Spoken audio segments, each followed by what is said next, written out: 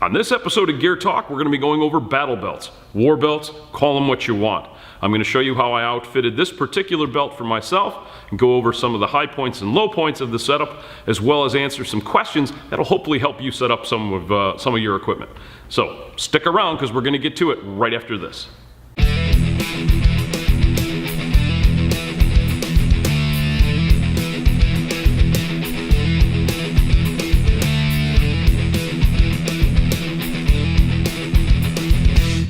Hello everyone, my name is Will and thank you for tuning in to another episode of Gear Talk. This episode is going to be devoted to a battle belt, war belt, multiple different names, and I'm going to show you guys how I set up mine, okay? But first, if you haven't been to the channel before, please hit the subscribe button below or the bell notification. That's going to allow you to get up-to-date input on whether or not next time we go live or the next video update, okay? So make sure to do that. Also, if you have questions or comments, I'd like you to put them down below in the comment section. Remember to keep them respectful. So, with all that out of the way, we're going to get down to the nitty-gritty. Here it is, the new battle belt that I just finished building up. Now, a little background quickly about myself. I ran a SWAT team back in the mid-2000s, okay? Gear back then was a lot different. We've evolved quite a bit, but that's the golden age of like Blackhawk and everything, and you know, tactical Tailor and Eagle. These guys were just really getting their teeth to it. Special operations were feeding a lot of intel back and forth, and gear development was exploding. Where we're at today, let's talk about this real quick. A battle belt is something that has always been used, especially on the SWAT side of life, as a way to carry your secondary weapon platform and maybe some pistol mags, your gas mask and things like that. For the most part, we did that. But as we started operating a little bit more, we tend to find ourselves becoming too bulky and too wide. And that really hurt us in tight operations, especially when we were trying to get onto like a school bus, where we would have to literally grab a hold of our pistol rig, which is a thigh rig, and jam it forward and then crush that holster and just rip it around on the forward side of our thigh. Now that also would keep us from going prone because now we're laying on top of our gun and we couldn't get to it.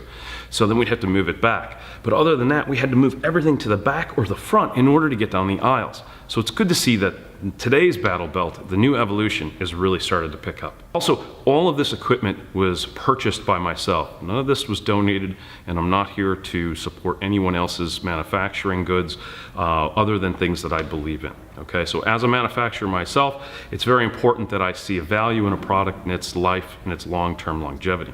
Okay, so let's go over why the battle belt, why an inner belt. Let's start there.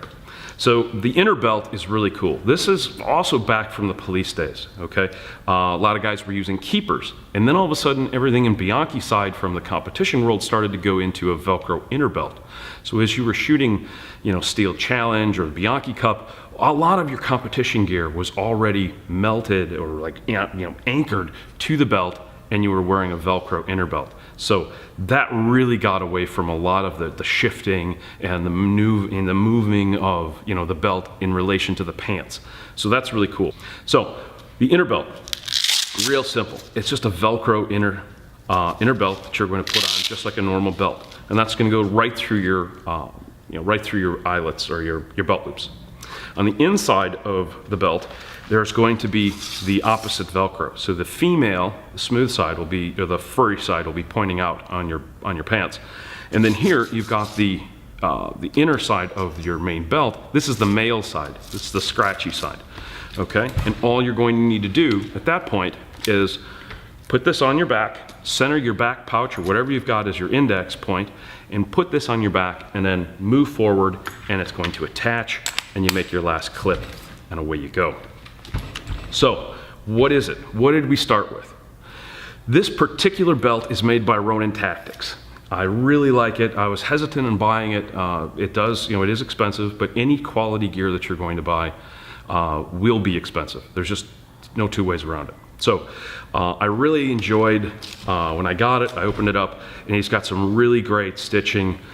He's got wonderful wonderful MOLLE webbing, and it's attached in a slimline configuration right to the outside of the belt.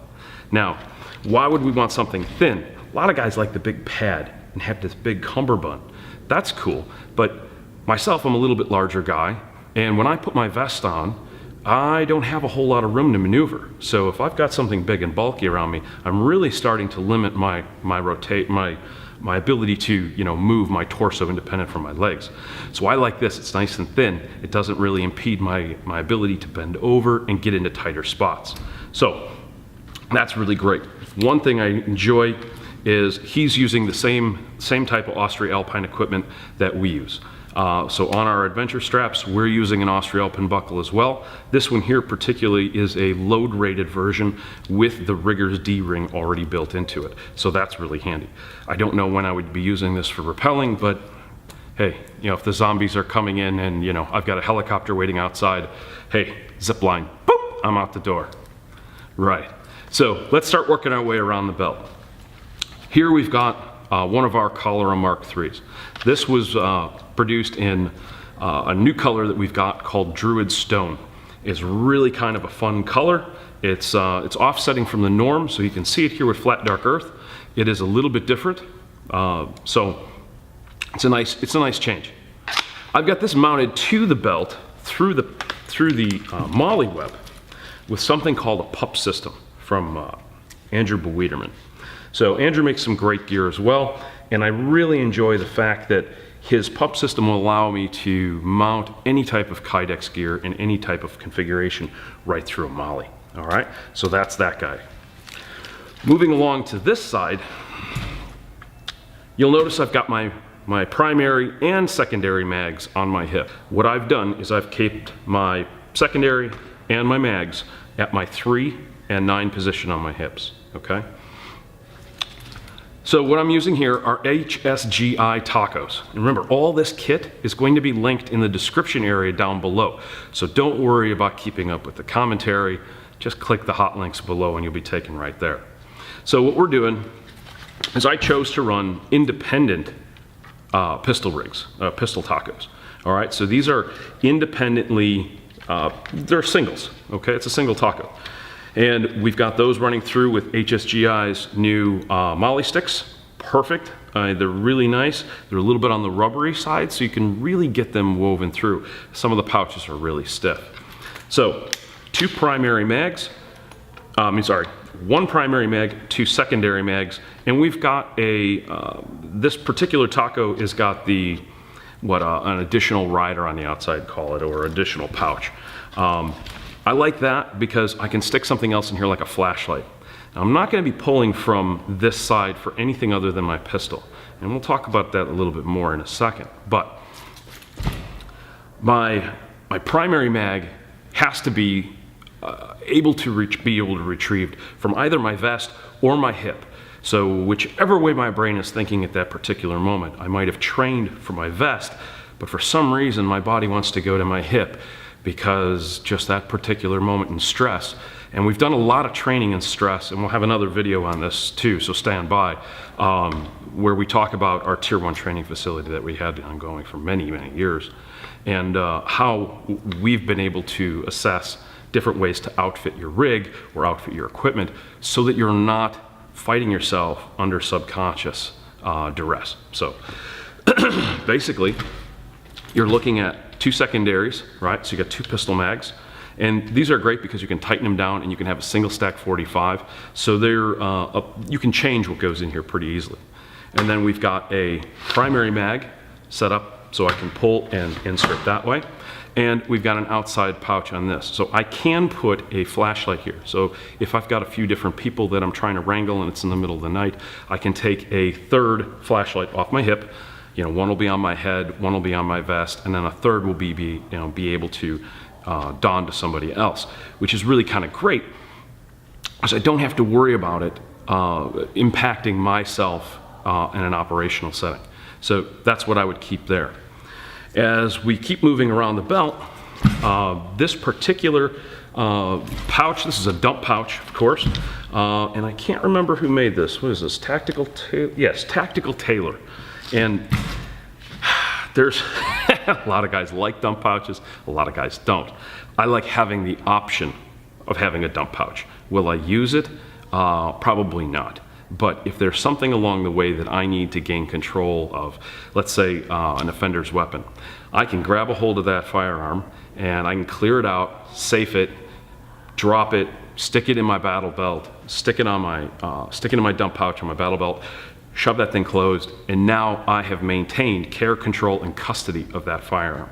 So that's basically what I'm going to use it for, if I ever need that type of position, if I'm ever in that type of position. Next, we're going to go to the HSGI IFAK.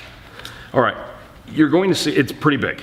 All right, well, we've got a whole separate video we're going to get to over here about why it's big and where it is. But real briefly, it's very simple. I've got everything I need in here for a serious blowout or a serious incident. This is really kind of neat. You've got to set it up so that it's on your left side, so your pull is on your left. That's what I like because my primary hand is married to my primary weapon system. Now I can fire standing up without my my support hand.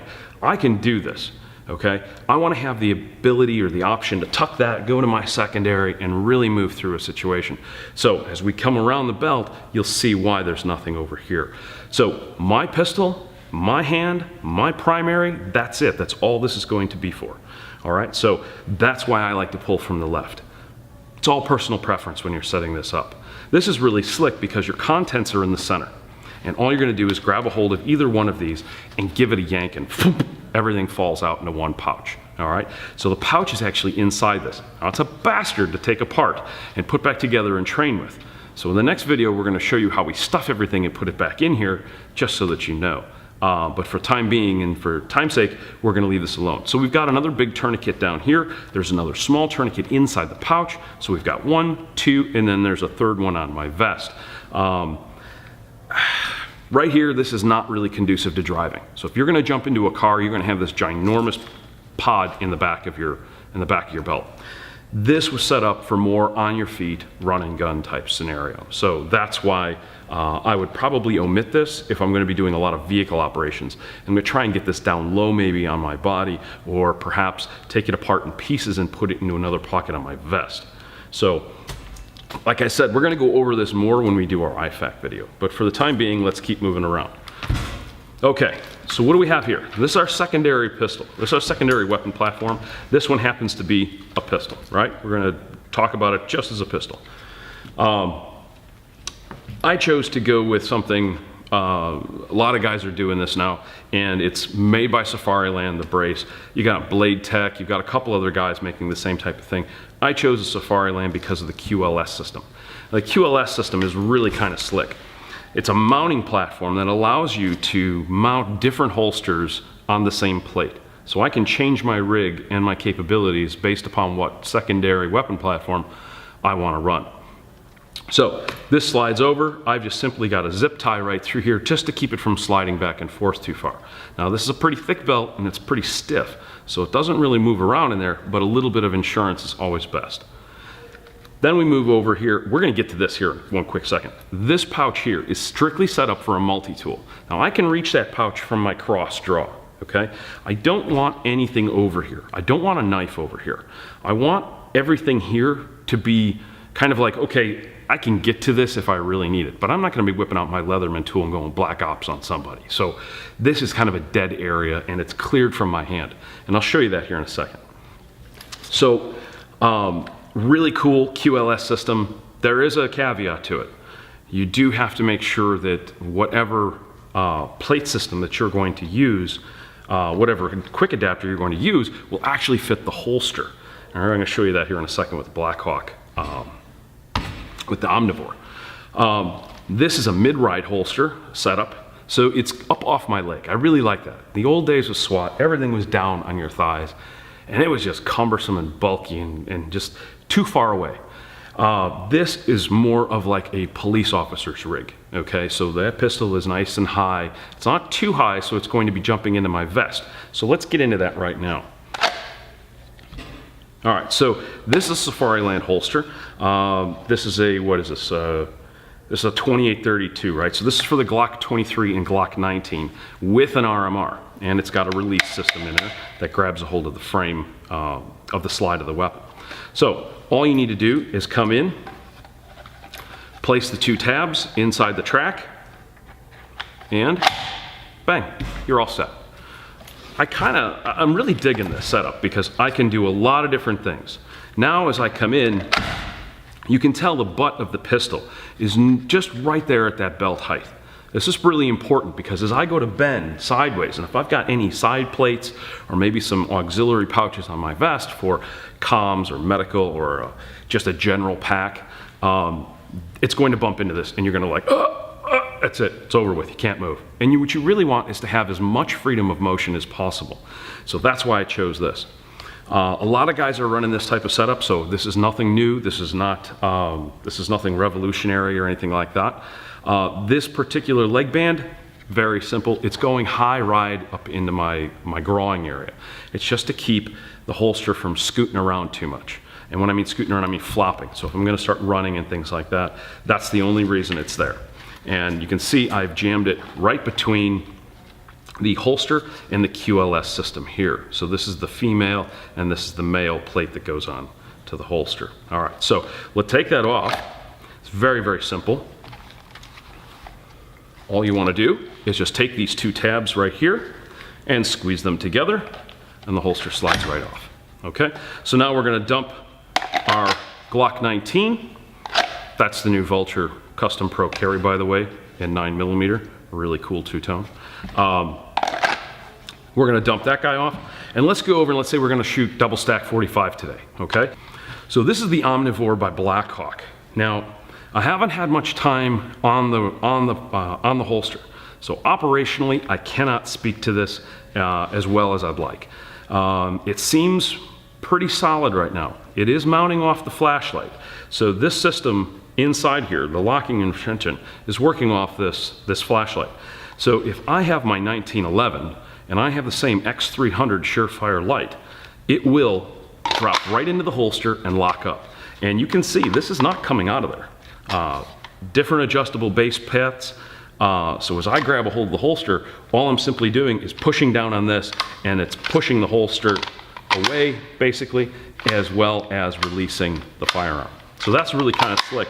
It is it's a pretty fast holstering system. It feeds nice, there's a lot of extra room. It is a little noisy, okay? So I'm thinking about coming through and maybe lining that with a little bit of stick-on felt, just to get rid of a little bit of that rattle, because I'm not sure I like that. On the other side, what we've done is we've taken the male portion, the mounting adapter here from Safariland's QLS system, and we had to make some modifications to it. So as you see here, I've had to come through and put the plate on the milling machine and come through and mill out these radiuses and these molding lines.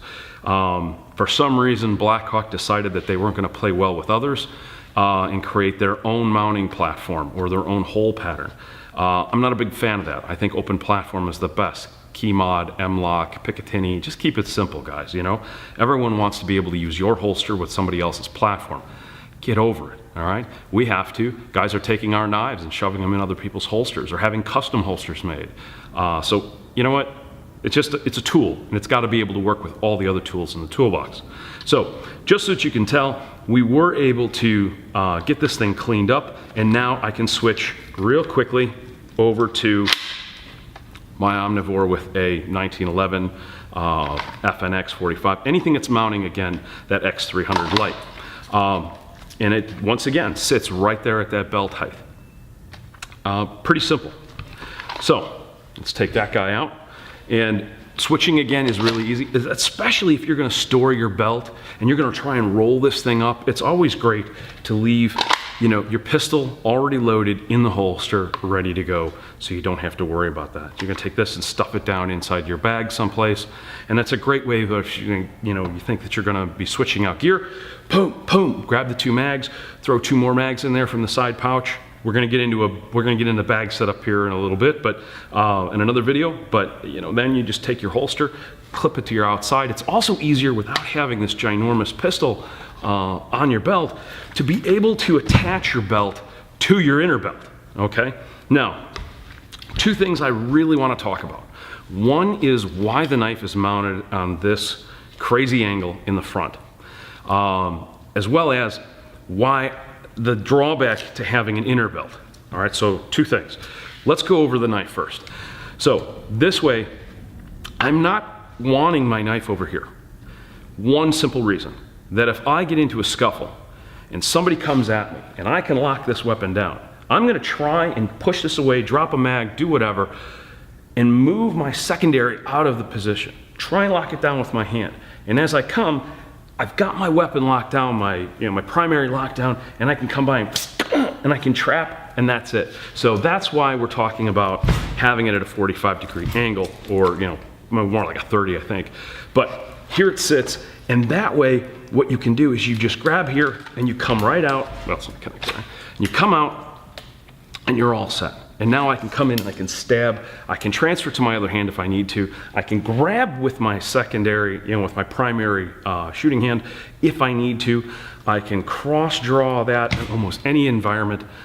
And if I'm sitting in a car, I can still get to it. If somebody's coming in through the side window of the vehicle, I'm going to try and push back away, and as I'm doing that, I can pull my knife this way and come in like this. I can get back like this, come here, trap, pull my secondary, pop, pop, pop, engage, and there we go. So it's a lot of thinking and thought that goes into this. And from the years of running force-on-force scenarios for many, many years, and that's all we did, you're really able to engage scenarios back and forth and set your gear up that'll at least handle most of your situations that you're going to find yourself in. No setup, no gear selection, no pistol platform, primary platform is ever going to be the end all to end all. You have to be able to evolve and adapt. So the other thing we want to talk about is why the inner belt system has some drawbacks. Number one, it's loud.